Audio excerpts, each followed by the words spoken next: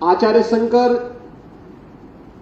जब अपने अद्वैत ज्ञान से परिपूर्ण होकर के आगे की साधना के लिए वे काशी में आए, तो काशी में साक्षात भगवान विश्वनाथ ने उनकी परीक्षा लेनी चाहिए और उन्होंने इस बात को देखा कि प्रातः काल जब ब्रह्म मुहूर्त में आदि शंकर गंगा स्नान के लिए जा रहे होते हैं, तो वह सबसे अछूत कही जाने वाली एक सामान्य व्यक्ति के रूप में वह उनके मार्ग के सामने खड़े हो जाते हैं। तो स्वाभाविक रूप से आदिशंकर के मुंह से निकलता है, हटो, मेरे मार्ग से हटो।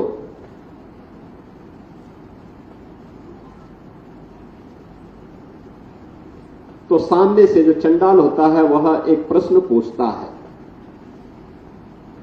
कि आप तो अपने आप को अद्वैत ज्ञान के मर्मज्ञ मानते हैं, आप किसको हटाना चाहते हैं? आपका ज्ञान क्या इस भौतिक काया को देख रही है, इस भौतिक काया के अंदर बसे हुए ब्रह्म को देख रही है? अगर ब्रह्म सत्य है तो जो ब्रह्म आपके अंदर है वही मेरे अंदर भी है, और इस ब्रह्म सत्य को जान करके अगर आप इस ब्रह्म को ठुकरा रहे हैं तो इसका मतलब आपका ये ज्ञान सत्य नहीं है। तो उन्होंने, वे भौचक थे, एक चंडाल के मुंह से इस प्रकार की बात। उन्होंने कहा कि आप कौन हैं, मैं जानना चाहता हूं। उन्होंने कहा कि जिस ज्ञान व्यापी की साधना के लिए, दुर्भाग्य से वो ज्ञान व्यापी आज लोग उसको दूसरे शब्दों में मस्जिद कहते हैं, लेकिन वो ज्ञान व्यापी साक्षात विश्वनाथ ही है। जिस ज्ञान व्यापी की उपासना के लिए आप केरल से चल करके यहां आए हैं, मैं उसका साक्षात स्वरूप विश्वनाथ हूं। तो वह उनके सामने नतमस्तक होते हैं और उन्हें इस बात का पश्चाताप होता है कि नहीं, ये जो भौतिक अस्पृश्यता है यह न केवल साधना के मार्ग का सबसे बड़ी बाधा है, बल्कि राष्ट्रीय एकता और अखंडता की भी सबसे बड़ी बाधा है। और इस बड़ी बाधा को अगर हमारे समाज ने समझा होता तो देश कभी गुलाम नहीं होता। ये बहुत दुर्भाग्यपूर्ण है कि योगी जी ने ऐसी बात कही है। दुर्भाग्यपूर्ण इसलिए है कि जब कोई मामला सब जुडिस होता है, यानी कोर्ट के अधीन होता है, जैसा कि ज्ञानवापी और वो मामला इलाहाबाद हाई कोर्ट में चल रहा है, सुप्रीम कोर्ट में भी चल रहा है, कुछ पिटीशंस लोअर कोर्ट में भी हैं, तब जब मामला कोर्ट के अधीन है उस पर किसी भी जिम्मेदार नागरिक को कोई सार्वजनिक टिप्पणी नहीं करनी चाहिए। लेकिन हम देख रहे हैं कि जिम्मेदार नागरिक नहीं, यहाँ जो कॉन्स्टिट्यूशनल ओहदे पे बैठा है वो आदमी ऐसा कह रहा है। तो एक तरह से ये जुडिशरी को प्रभावित करने की कोशिश है, और मेरा मानना है कि ये कंटेम्प्ट ऑफ कोर्ट भी है, और न्यायपालिका को, मुख्यमंत्री को नोटिस देना चाहिए कि जो मामला सब जुडिस है उस पे वो टिप्पणी कैसे कर सकते हैं। देखिए, जो काशी विश्वनाथ का मंदिर है उसको सब मानते हैं, जो वहां पर ज्ञानवापी मस्जिद है उसको भी सब मानते हैं। तो योगी आदित्यनाथ जी के पास, भारतीय जनता पार्टी के पास जनता को बताने के लिए कुछ रहा नहीं है। 2024 के चुनाव में उत्तर प्रदेश में जो दुर्गति हुई और जो अभी उपचुनाव होने वाले हैं, उससे डर करके इस तरीके के बयानात देने की कोशिश पहले भी की है। पिछले 1.5 वर्ष से यही काम कर रहे थे।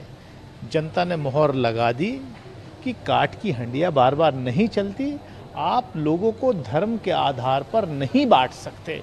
ये मिली जुली संस्कृति का देश है, इसीलिए मेरा भारत महान है कि यहाँ पर सभी धर्म के लोग, सभी जात के लोग, अलग अलग भाषाओं के लोग, यूनिटी इन डाइवर्सिटी, अनेकताओं में एकता जो है वो मेरे भारत का जो है असली है।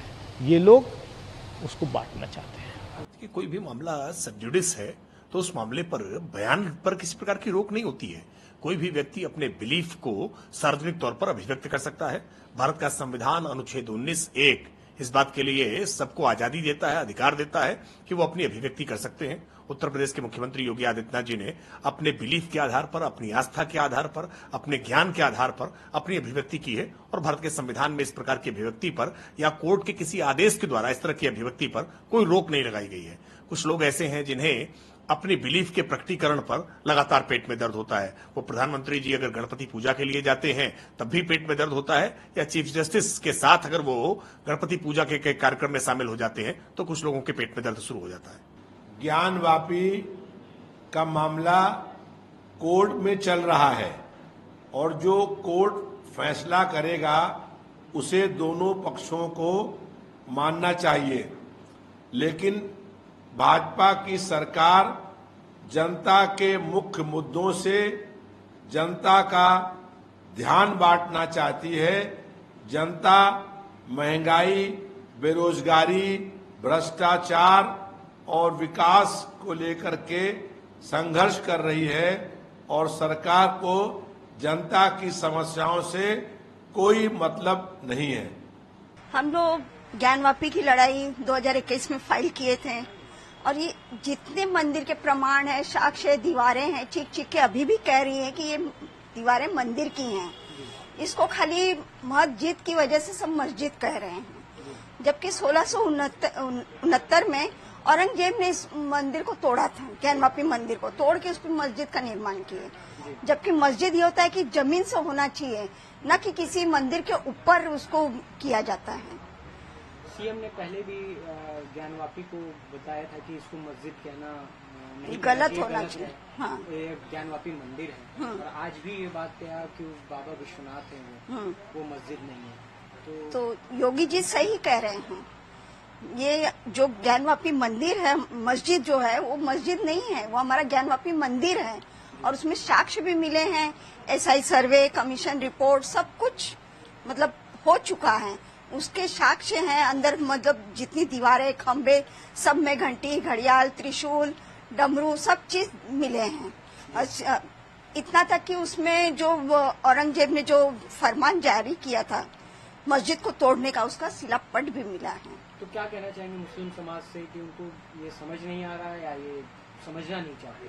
मुस्लिम समाज समझना नहीं चाह रहा है। सबको पता है कि ज्ञानवापी मंदिर है, लेकिन वो भटकाना चाह रहे हैं। जैसे ओवैसी जी कभी कभी बयान दे देते हैं, एक मस्जिद दे दिए, दूसरा नहीं देंगे। क्यों नहीं देंगे? जब हमारा मंदिर आप ले रहे हैं तो उसको वापस करिए। हम तो आपकी मस्जिद को नहीं मांग रहे हैं, हम अपना मंदिर वापस मांग रहे हैं। किस तरीके से आगे ये लड़ाई चलती रहेगी? ये लड़ाई हम लोग कोर्ट के माध्यम से, कलम के माध्यम से इसको हम लोग मंदिर को हम लोग लेंगे।